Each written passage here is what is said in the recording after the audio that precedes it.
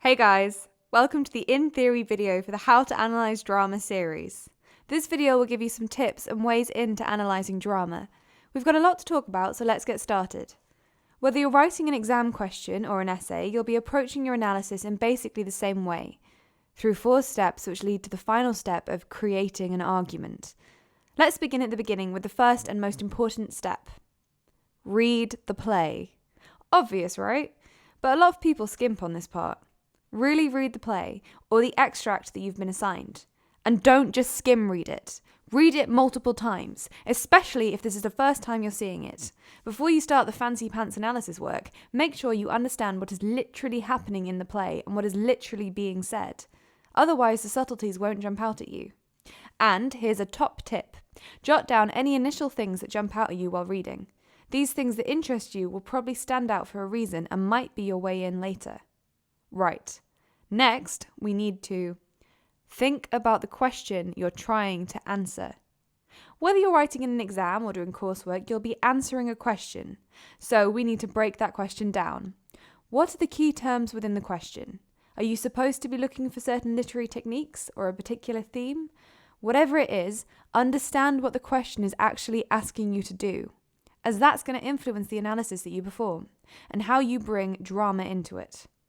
Let's look at an example. Cordelia's death is the shocking climax of cruelty in Shakespeare's exploration of evil in King Lear. To what extent do you agree with this view? The key terms are Cordelia's death. That's the part of the play the question wants you to analyse. Shocking climax of cruelty is another. This is a phrase that you must keep addressing in your answer. That is, you should include in every paragraph. Cordelia's death is/isn't a shocking climax of cruelty because... but obviously with a slightly different wording every time, because you're a literary genius. We can break this down further into 3 elements. You may want to look at whether or not Cordelia's death is in fact shocking, whether or not it is in fact a climax, and if it is it a climax of cruelty? Also, while the question wants you to look at Cordelia's death, you should also definitely draw in other relevant parts of the play as a whole. This will back up your argument and show that you really know what you're talking about. This may all sound pretty obvious, but many students lose marks for not sticking closely enough to the question or getting too sidetracked. It's a good idea to create a thesis statement, a super clear statement of what your argument is, to put at the beginning of each new paragraph, something like, Cordelia's death is a shocking climax of cruelty within the play because, and insert whatever point your paragraph focuses on here. This will remind you, and your examiner, every time you start a new paragraph that you are answering the question. Now, you might be saying, I thought this was a video about drama. This isn't a question about drama. What's going on? Remember, you can only support your view about Cordelia's death by proving it's based on the text, and you're always going to have to talk about form in some capacity to do this. Since King Lear is a play, this means we've got to analyse dramatic methods. So, what are dramatic methods exactly? Well, let me tell you in the next step of the video. Let's analyse a play. Well, you want to consider the visual effects of the play. These may include stage directions, props, setting, lighting, entrances, exits, as well as dramatic structure, where events occur in the play. And the effect of the play being spoken, not read, called phonetic elements, consonant and vowel sounds, assonance, repetition, imagery. Of course, if we're considering a playwright like Shakespeare or Marlowe, for example, we want to be looking at metre and rhyme, which can be found in our How to Analyse Shakespeare video series.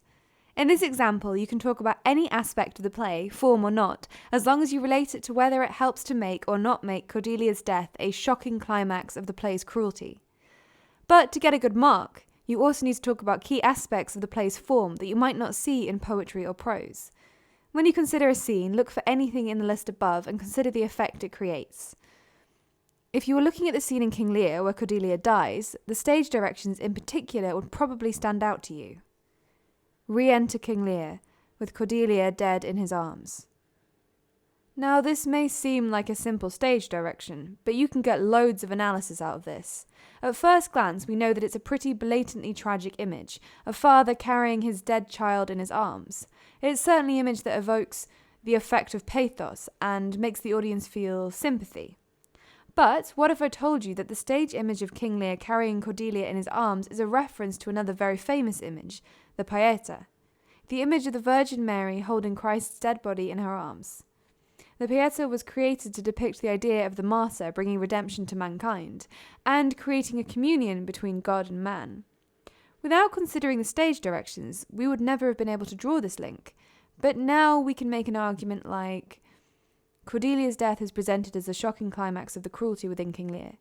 In the stage direction, re-enter King Lear with Cordelia dead in his arms, Shakespeare juxtaposes the dramatic situation of the scene, in which Cordelia has died a senseless and cruel death, with an allusion to the Pieta, an image of Christ's sacrifice for mankind and thus a symbol of redemption achieved through sacrifice. This highlights that Cordelia's sacrifice is contrastingly empty. Her death has gained nothing and certainly did not bring redemption for the remaining characters. Therefore, Shakespeare presents Cordelia's death as the climax of the senseless cruelty within the play. Now for the last part. When you're constructing an argument, you must always remember the golden rule. All evidence must be used for something. Maybe this sounds a bit obvious, but try to always keep this in mind when writing your essays.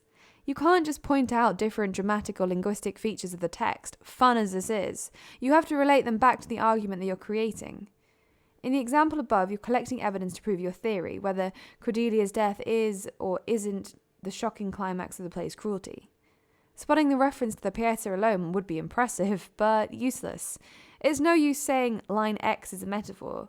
You must say line X is a metaphor which implies Y and thus supports my theory of Z. Look at the analysis you've done and combine the very best bits to support your argument. You are always, always, always answering a question. Your evidence is only there to support a hypothesis. Get it? Good.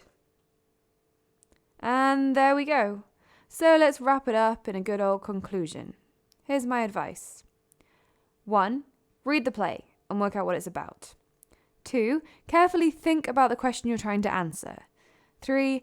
Analyze by interrogating every aspect of the play, no matter how unimportant each seems. 4. Pick out the best of the analysis that seems to fit together and construct an argument. Once you've done all that, all you have to do is actually write the essay and impress the socks off your teacher. If you still feel a bit unsure, don't fret. Head on over to my next video where I'll show you all of that in practice. See you there!